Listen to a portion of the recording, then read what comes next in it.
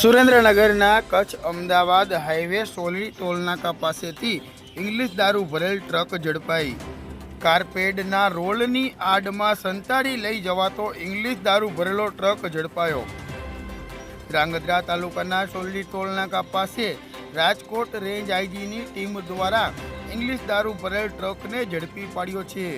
ટ્રકમાંથી English દારૂની નાની મોટી બોટલ નંગ 9,792, ટ્રક, મોબાઈલ ફોન મળી કુલ ₹28,14,994નો મુદ્દામાલ સાથે 2 આરોપીને ઝડપી પાડ્યા છે।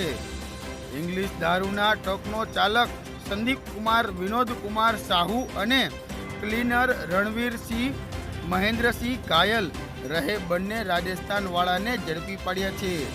રાજકોટ રેન્જની ટીમ દ્વારા બાતમીના આધારે ટ્રક ઝડપી પાડી અને ધ્રાંગધ્રા તાલુકા પોલીસ સ્ટેશન ખાતે ગુનો દાખલ કરી અને વધુ કાર્યવાહી હાથ ધરી છે।